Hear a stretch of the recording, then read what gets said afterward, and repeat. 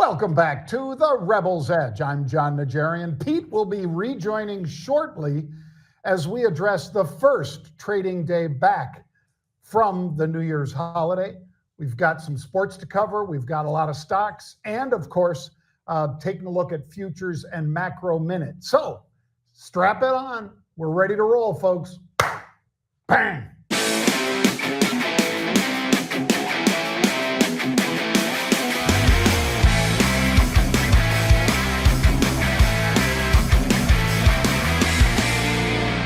Well, Pete, first of all, welcome back. Thank you. Second of all, what are we supposed to be strapping on exactly? That was a question that was heard by many. I got to tell you. Oh yeah. Maybe strap in instead of strap on? Yeah. Put on that seatbelt, baby. Put on that seatbelt. Put on that seatbelt. By the way, Jared and I, Pete, did the show on Tuesday with Justin Nugent, and we talked about several stocks that were moving pretty good, including our Rigetti, which we said, hey, we're going to be talking about some of these stocks. RGTI is, of course, Rigetti Computing. As Pete made sure that I knew, it's a Minnesota company. And wow, up 17%. It was up as much as 20% today, Pete. Mm-hmm. So that one was timely, as was MESO, Mesoblast. And the reason we had this one, Pete, was because of the potential move that we get out of healthcare stocks every year at the beginning of the year with the JP Morgan Healthcare Conference, among other things. Yep. They've also got some, but it was as high today, Pete, as 2180.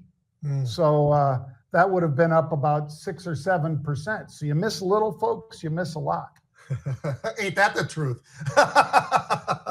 I'll tell you what, I miss the sunny skies of Hawaii, John, because let me tell you something. I'm back here in Minnesota. I don't know what the temperature is today, but walking just to get my garbage and bring it back and put that in the garage, I was freezing like I can't believe. I think it was 10 when I was walking. So yeah, that's pleasant.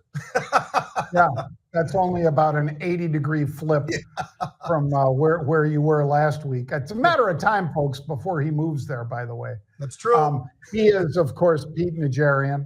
I'm John Najarian, and we're going to dive into Macro Minute, Pete. Let's do it. I'm going to say that the Eurozone PMI came out, Pete, the Manufacturing Purchasers Manager survey. It came out at 45. That's the sharpest decline in 3 months. So it extends a 2-year contraction streak. As you might recall, folks, anything below 50 means they're contracting, which is not exactly good for any economy, in particular, the Eurozone right now. What do you got, Pete? Yeah, you know what concerns me, John, and I know we've talked about this time and time again, but when you take a look at what's going on with the 30-year, the mortgage rates, and you're seeing it, and you start looking at some of the various numbers that are connected with that, and I think that's become something that's not necessarily concerning, but it's something people are probably looking at pretty closely and wondering, hey, we're still up here near those levels that we'd seen in July, and that's not very palatable. And financing the activity has gone to Zippo. I mean, there's not much to do. So I think that's something that could weigh on the markets a little bit. We talk about the 10-year all the time, but you put that in there with the 30-year right now as far as mortgage rates, John, there's some apprehension out there. There's no doubt. Take a look at today. We started off the day up a couple of 100 points on both the Dow and the NASDAQ. That's been kind of going down ever since the starting of the opening bell, and that might be a bit of a concern as well. Well, on the futures side, Pete, we're going to cover briefly. I'll throw 3 out there to you, and you tell me if you want to talk about any of these or the VIX. Okay. Cocoa prices in 2024 doubled, 100%, folks. They doubled. Take a look at coffee. It was up 70%. Coffee, sugar, cocoa. You remember they used to have an exchange that specialized in those things. And now we've got oil pushing to 73, and in fact, 73.50, Pete. So which of those 3, cocoa, coffee, or oil, do you want to talk about? It's tough to really figure out which one is the most important one as well, John. But I think that the move in cocoa is pretty staggering, and it's partially because we're our addiction all to chocolate, of course. But the other is something you and I've talked about through all of 2024 is, hey, look, there's a lot of different other uses, including the healthcare world. And so there's a lot going on there. I think crude's been an interesting one, but it's been somewhere within a range. And then, it's just interesting to see all the different movements we've seen out of some of those. I would still say if you look at the VIX, John, and you look at basically just a couple of weeks ago and we were at 27, then we got all the way back down to 13, 14, and now we're back up into the 17s. I think that's something that people should be keeping a close eye on because it is getting a little bit more volatile. And despite the fact that of some of the various moves that we've had and some of the news stories out there, it's pretty interesting even today to see where we're trading with the VIX. It's eased back a little after a spike, but I wouldn't discount the idea that we could get back up towards 20 again under the right, or maybe I should say wrong circumstances. Very well could be. Well, now take a look at down there in the corner, folks, because we're highlighting, of course, the Rebelcon, which is going to be March 22nd. Anytime on the whole show, you can scan that QR code. But we do also have a special tonight, Pete, where, there you go, there's that little Rebelcon bug, we also, Pete, have a special where we're going to have predictions from many of the members of our crew tonight. So I hope you guys, those of you who have signed up for it, can join us tonight. It's going to be fun. It's right at the market close, I think, Pete. So if you'd like to join us and see what Ryan Mastro or Pete or myself, Mark Lopresti, what we're looking at as far as the biggest moves for 2025, join us then. All right, Pete, let's dive right into the stocks. Yeah. Cloudflare, easy for me to say. Cloudflare, net is the symbol. This one was up strong. What do? Digital content delivery. So their content delivery networks, or CDNs, they always have acronyms for these things, folks. Cloudflare, well, they have some pretty big things going on there. And in particular with AI, artificial intelligence, assisting them, they are looking for a pretty strong upgrade cycle, according to Goldman Sachs, right, Pete? Yeah, Goldman Sachs, they did the double upgrade, John. They went from a sell to a buy, so that's always something I think we're going to pay attention to. On the negative side, the one pushback I'd maybe have on Cloudflare would just be the fact that when you look at the PE itself, you're looking at some pretty extreme, lofty levels, John. Doesn't mean it can't keep going higher, because if you're in the right space, that's exactly what oftentimes can happen. And I think that they are. Their sales look great. Their developer services that you were just talking about, that's looking very strong. The stock has made a pretty substantial move as well. The price target that Goldman Sachs went from 77 to 140. Just take a look at that. I mean, that I think is a big part of why it's made the kind of move that it's made today. Now, it's going to have plenty of time to be able to get up to that 140 level that they're talking about. I like the balance sheet as well, John. There's a lot of different things I think to like about this company, but just be warned that under negative circumstances of any kind, we're talking about, when PEs are in the triple digits, I'd say that's pretty high. And that's something that I think you've got to at least be aware of as you want to try to navigate through these markets. Well, tell me about this one then, Pete. I don't disagree with you on that, but what about Neumora Therapeutics? This stock down 90%. Now, Jared and I, along with Mr. Nugent last week, talked about a stock that was falling by 80%. Geez, these guys absolutely collapsing, Pete, after their experimental depression treatment failed in the first of the 3 different studies that they had planned for it. So this one trading to the downside hard. And you know what? This one, Pete, was over $10 last week. And somebody decided to step in and say, you know what? I'm going to buy some puts. A put option, of course, folks, is the option to sell a particular security at a price point. Well, they were buying the 5 puts, and the stock, like I say, was in the $12 range, I think, even, Pete, when they were buying these, was down to maybe 10 before this big debacle today, but it just fell out of bed, just zoomed to the downside. And that's one of the reasons that we always pay attention to the unusual activity. There's no doubt about that. And talk about being dead on. I mean, just an absolute collapse of the company. And why did they collapse? Well, when you fail and you're in phase 3, John, it's what we talk about all the time here. We talk about when you're a biotech company and you get through phase 1, great, but you still got to get to 2. You do great in 2, you still got to get to 3.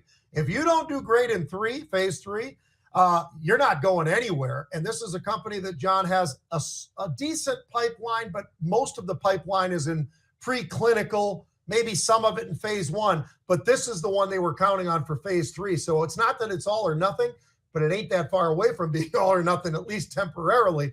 And that's why the stock is getting absolutely hammered today. So you know what? You can't fail at that level. And unfortunately they did. And it was a big fail. They're going to need some depression drugs themselves as they're looking at this stock and how they're going to turn this thing around and what they've got to do. But, you know, they've got short interest. Yes, about 7 to 12%, not massive, but pretty big. Earnings, they don't have earnings yet because of the fact that, hey, look, they need to get some stocks out there into the public, right, to make those earnings. Plenty of cash on the balance sheet. So from that perspective, it's good. But most of this pipeline is very, very early stage. Well, when you look at this next stock, Pete, Unity Software, you might have looked at it, folks, in the past, symbol U, of course, for Unity. And it was one of the darlings for quite a while. And then it fell out, and the stock was $40 not that long ago, traded all the way down to the 52-week low of about $14. So that's pretty ugly. But then Roaring Kitty comes out, Pete. And Roaring Kitty, for those of you guys, I'm sure many of you do follow, there's what Roaring Kitty posted, Pete. And it's a Rick James song called Unity. Well, the name of the company that he's talking about is Unity. So I don't know. I think this guy has, Ryan has a great sense of humor, Pete. But I think he also puts things like this out so that the SEC, who has gone after him in the past, can't say, oh, you were giving unlicensed or unregulated securities advice. He's like, all I did was tweet a Rick James song. If anybody read something into that, well, that's up to them. Roaring Kitty has had a really good cape on during the last, 4 years now? I mean, It's unreal, John. Yeah. I mean, somebody last week bought a 1.3 million share block. That was about almost $30 million worth of stock, Pete. When they did that. And then all of a sudden, you get this Keith Gill guy who puts this, his name, of course, on Twitter is Roaring Kitty, and I'm sure on Reddit and all the rest, but he really did a great job with Chewy last year, and he caught a pretty nice move out of that one. You guys know him, I'm sure, for GameStop and so forth. But when he says something's stacked up a little too heavy on the short side and he wants to get a squeeze going, all he has to do is put out a clue like this and he gets that squeeze going, Pete. So I think Unity is one you want to pay attention to, folks. And I don't know how long the squeeze will be here. You never know that, obviously. I mean, that's something none of us can know, but it certainly is a squeeze, at least as of today, John. The shorts aren't massive. They're 5 to 6%-ish or whatever. So it's not massive shorts. We're not talking 15, 20% of the outstanding stock or anything like that. They do have a huge debt to equity, however. It's about 68%, something that, is more on the negative side, and they lack earnings. That's on the negative side. So there are some negatives out there. But if he can get this thing to move and continue this move, John, if indeed that's what that was, that cryptic message was, well, certainly this could have a pretty nice run to the upside. And some of those shorts are going to start to panic a little bit. But how much will they panic? I have no idea. It's a really interesting way for him to put this out there in this cryptic way. And like you said, he can just say, hey, I'm a huge Rick James fan. I don't know what you're talking about. So I don't know. We both like Unity, I think, as a company, but they've never really reached what a lot of folks were looking for. And some of our best friends have loved this stock early on when it really made a great move to the upside. It's been hammered. This little bit of a spike to the upside, it's not huge, but it's enough to get people a little interested. And certainly people talking about Unity, but I'm staying away from this one, John. All right. Well, are you staying away from MODG? MODG, folks, is, when you see this one, it's hard to kind of figure Top Golf and Callaway brands into this, but that's the symbol now, MODG. And when we say that they're going to be basically splitting up, Jeffries really cited this as saying, you know what?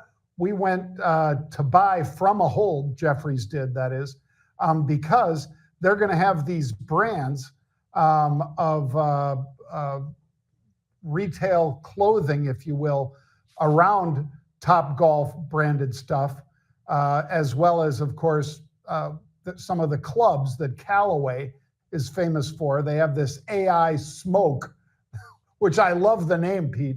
I need an AI smoke driver probably. But these guys, Jeffries put out this buy signal, and the stock immediately did get some love right away today.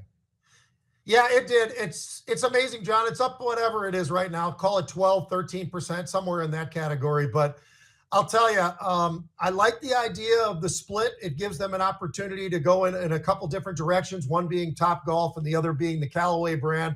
So is that something that maybe can unlock some value? I think that's obviously what Jeffries thinks. They're not going out of a crazy town when they're talking about they were at $11, now they're looking at 13. They're going from a hold to a buy. I think all of that's very positive. It's going to take a little time. And by the way, these guys have an incredible amount of debt. They have a PE that's outrageous. So there's a lot of pieces to the puzzle that I think are negatives on this one. Maybe this stock can as it splits, maybe that could be the trigger to get one of the two to move much faster and to the upside. But this is another one, John, where I look at it, I'm really concerned about the debt levels. And I don't know. I don't see any compelling reason for me to jump into this one anytime soon. I think you could sit back and watch this for a little while, kind of monitor it and see what happens with the split. Yeah. And the way it usually works, folks, you're going to get shares in both. Yeah. So if you're a shareholder in what it is now, you're going to get shares of the club manufacturer, as Pete said. And on the other hand, you're going to get the Top Golf, which is just a crazy good franchise for, 2 and 3 level golf, with a lot of assistance from not necessarily AI, Pete, but assistance from technology that allows them to, you don't have to go get buckets of balls and things like that. The balls just keep coming at you out there. And Pete and I've been at a couple of those. They're pretty fun. Yeah. And obviously they have a bar that's associated with those, which helps make them more money. All right, Pete, let's take a look at what was one of the great games. Yeah. I mean, some of you, I'm sure, will be saying, well, John, what about Ohio State throttling undefeated Oregon? Mm-hmm. I don't know if you saw that coming, Pete. I didn't. But Ohio State just had this massive chip on their shoulder. Makes you wonder what the hell Ryan Day was thinking. How they couldn't beat Michigan, because they should have throttled Michigan, I thought, but they didn't do what they did in the game against Oregon. And against Oregon, they, just thrashed them. This one, ASU versus Texas, was quite a game. And Pete and I wanted you guys to check out this video from smalltown.america. Cam Scadabo's performance will be talked about for decades. Let's dive into jaw-dropping achievements.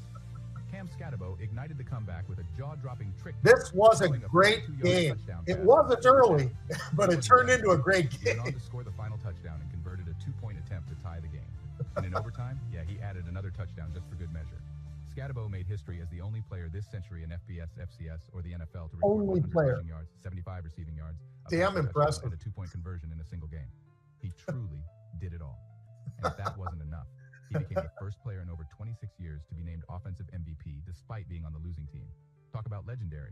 With 30 carries for 143 rushing yards, 2 rushing touchdowns, 1 passing touchdown. He's a good player. For 99 receiving yards. Cam Scatabo solidified his reputation as one of the best running backs in the country.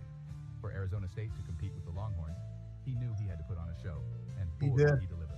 Get in the truck, small town America, for more epic moments in sports history. Now, Pete, my question to you would be, so Pete does a sports show every week, folks, on WCCO and Odyssey Network, where he talks about football, baseball, basketball, hockey, all the sports. Yeah. It's called the Sports Huddle. And my question is this guy is he a first round pick, first of all? You know, that's a great question, John. I think the one thing that holds me back from saying yes, he, by the way, great year, unbelievable what he was able to accomplish. It wasn't quite the Boise State type thing, but it was damn close. I mean, the guy, he did everything you'd want. And in this game, he was the reason that ASU actually had even a shot to get back into the game and turn it into a football game that goes to 2 overtimes before they get beat by Texas, right? I mean, Sarkisian was pulling his hair out. I think he made a lot of mistakes on some of the play calling too, John. He gave Arizona State an opportunity. But my one concern, if this kid is a first rounder, would be his 40 time. And I don't really like 40 times. And I've always felt like, you know what? Very few players ever run 40 yards in an entire, during a game at one spot, right? Now, wide receivers, sure. Defensive backs, sure. After that, why do we measure a 40-yard dash from an offensive lineman or a defensive lineman? You care about basically the 5 to 10 yards. That's what matters, right? And a running back, maybe there should be a 20-yard run if you're a running back to find out. I look at this kid. I think he's got all the heart in the world to play. He had a lot of arguments on the sideline, John. They were swearing at each other, that he and the quarterback were going back and forth. The coaches, they had to settle each other down. I don't know what kind of juice they drink before the games, but those guys were definitely ready for something. But in any case, supposedly he runs like a 4.5 40, and that's fine. But from a speed perspective at the NFL level, John, I don't know if I see it for him to be a first-round pick. That's how I'd put it in the category, especially in a time where the NFL values running backs less and less and less every year. I don't know that he would be there in the first round. I don't know that he'd stand it. I like the kid a lot. I liked what he was able to show us. I think he really did show that he's an amazing running back against a really good Texas defense. They're not the best, and Texas has had some up and down games that they've had the opportunity to win. But, I'll tell you who's impressing me right now, Penn State. I look at that defense and how they play, John. They beat the living crap out of Ohio State, same thing. Ohio State, to your point, they took Oregon to the woodshed yesterday, and it got ugly for a while.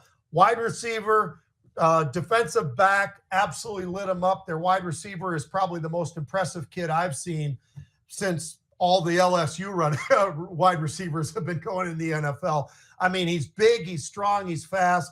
They have a lot of talent out there. One thing I will say, I think that they figured out something that did work out really well this year with this 12-team deal, John, because when you look at the ratings, they're looking at, 11 million right now, average across the board.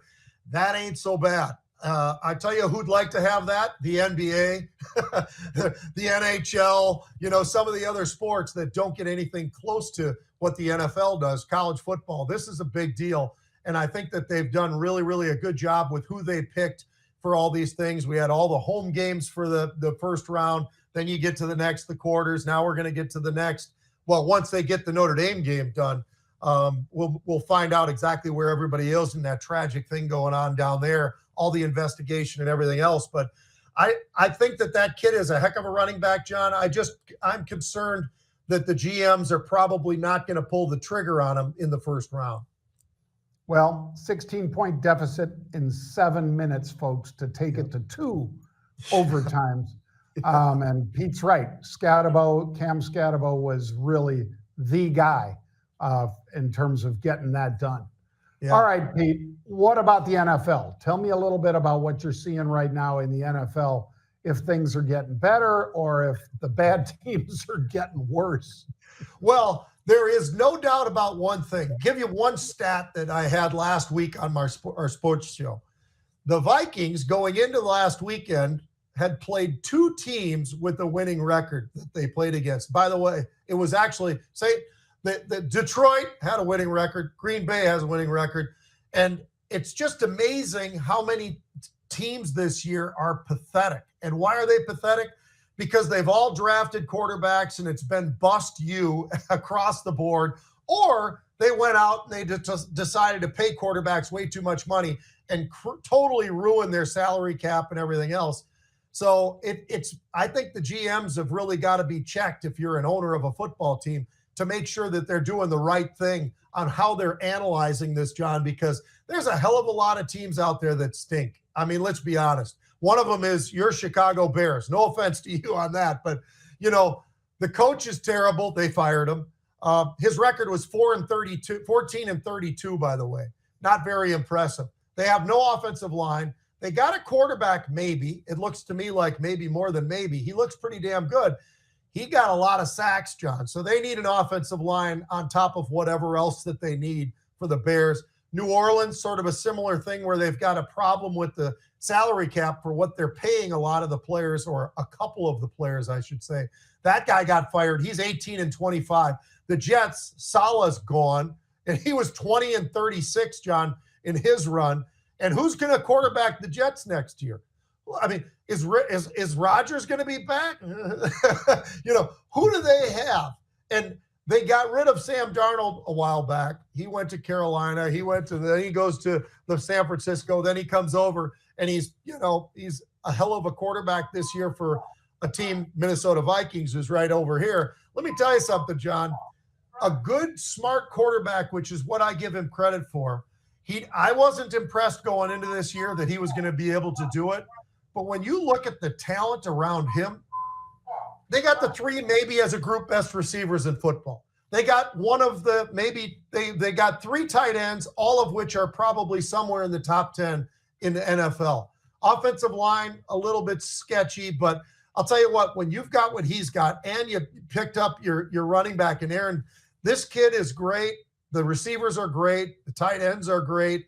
And Sam Darnold suddenly looks like the second coming of I don't know who. But a lot of people here are wondering why he's not in the MVP voting, John. That's how high people are thinking of Sam Darnold right now. Yeah, well, they should, Pete.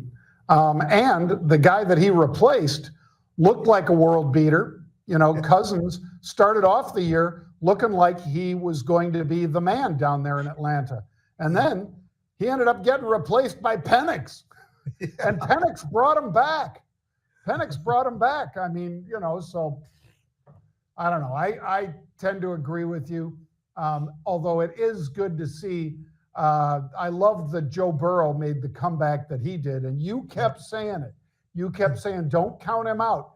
His team sucks, but with his receivers, with Chase and with the receivers that guy's got, and Joe Burrow's knowledge of the game and his skills, he brought him back against all odds, against a pretty good Denver team with Bo Nix freaking looking like $1 million there, Pete. If they had a defense in Denver, maybe they'd be going to the playoffs. Yeah, they got a problem on defense. I'll tell you, you may or may not follow your Bears as much, and I always joke about it. I know you played for the Bears, but I don't know that that's your favorite team or not. But I will say this, who's really the top of the heap right now? Pete Carroll. Pete Carroll, coming out of retirement, is really interested apparently in the Chicago Bears job. And I'll tell you what, Pete Carroll is the kind of guy with the tools that you've already got there, and all you really do need is an improvement in the offensive line, John. The Bears could get pretty damn interesting pretty fast if they do the right thing, because they've got receivers, they've got some running game on them, they've got a lot of the pieces to the puzzle. Now if they get an offensive line with Caleb, that kid, when he's got the time, I know he can scramble well, but when he's got the time, that's a guy who really can be a playmaker and could be pretty dangerous if he can get an offensive line. Yep. And the Bears would have to open the checkbook too, Pete, which is something that the Bears rarely do. They don't like to do that. Yeah, they don't like to spend money. As I think it was Dick Butkus said, Mr. Hallis throws around nickels like they're manhole covers. And that ain't too far from the truth with the Hallises. And now that the McCaskies are the family that own them, that's why every day, Pete, every time they go on the field, the chant from the Bears faithful is "Sell the team, sell the team." It could happen. It could. Well, thanks for coming back, Pete. I was afraid we might not see you again. I was afraid maybe you were going to be in Hawaii forever, but it's great to have you back.